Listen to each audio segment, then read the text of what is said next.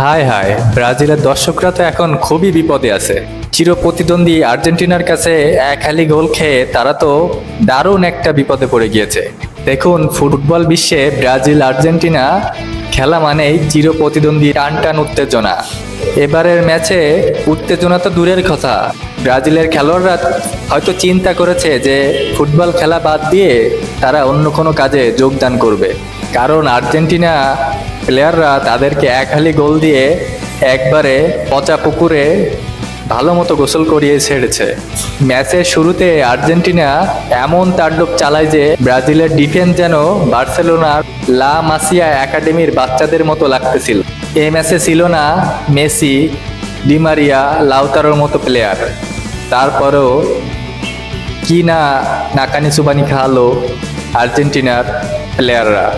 Brazil যে 4টায় আটকে আছে 7টা খায়নি, এটা তাদের কপাল। যেভাবে আর্জেন্টিনা খেলতেছিল এবং ব্রাজিল যেভাবে খেলতেছিল তাতে 7টা খাওয়া কোনো ব্যাপার ছিল না। আপনি বিশ্বাস করুন, এইটাই অনেক, যে 4টায় আটকে রাখছে এইটাই অনেক। এবং চিরপ্রতিদ্বন্দ্বী ব্রাজিলকে হারিয়ে আর্জেন্টিনা বিশ্বকাপে কোয়ালিফাই করেছে। এটা আগের থেকে অনুমানই ছিল, যেহেতু আর্জেন্টিনা বরাবরই প্রথম স্থানে ছিল, সেহেতু কোয়ালিফাই করবে, এটা স্বাভাবিকই ছিল। কিন্তু আজকের ম্যাচেই জিতে পুরোপুরি কোয়ালিফাই নিশ্চিত করলো আর্জেন্টিনা। দেখুন, ব্রাজিল যেভাবে ফুটবল খেলেছে সেটা কতটা বাজে, সেটা যদি আপনি ফুটবল ম্যাচটা দেখে থাকেন তাহলে বুঝতে পারবেন।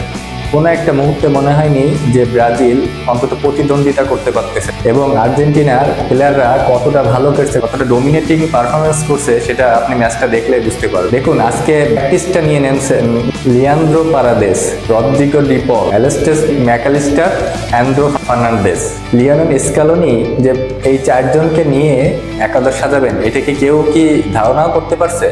কিন্তু ধারণাও করতে পারেনি। দেখুন, আজকের ম্যাচে কিন্তু মেসি খেলতে পারবে না, সেটা আগেই জানা গিয়েছিল, এবং মেসিকে বসিয়ে রেখে 4জন নিয়ে একাদশ সাজাবে, এটা কি কেউ ভাবতে পেরেছিল?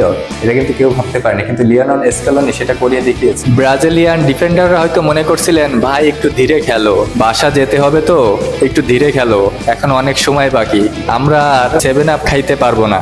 ব্রাজিলের গোলরক্ষক হয়তো নিজেই কনফিউশনে ছিলেন যে তিনি ম্যাচ খেলতে নেমেছেন নাকি স্টেডিয়ামে বসে খেলা দেখতেছে। প্রতিবার আর্জেন্টিনা যখন আক্রমণে আসে, ব্রাজিলের গোলরক্ষক বলতেছিল, ভাই ভাই একটু দূরে, আস্তে আস্তে, আমার বুকে পানি ছিটাও প্লিজ।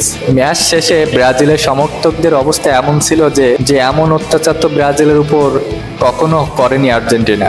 অন্যদিকে আর্জেন্টিনার সমর্থকরা মস্করা করতে করতে গানের রিলিক্স পাল্টে গিয়ে তারা বলতেছে, এক হালি গোল দিলাম তোমাদের জালে, আর কত চাই, আর কত। তাই শেষে বলতে হয় যে ফুটবল একটা অনিশ্চয়তার খেলা। ব্রাজিলের জন্য ম্যাচটা নিতান্তই একটা শিক্ষা। ব্রাজিলের একটাই কথা যে তোমাদের ডিফেন্স ঠিক করো, নাহলে এমন হালি গোল পরবর্তীতে 7 আপে রূপান্তরিত হবে।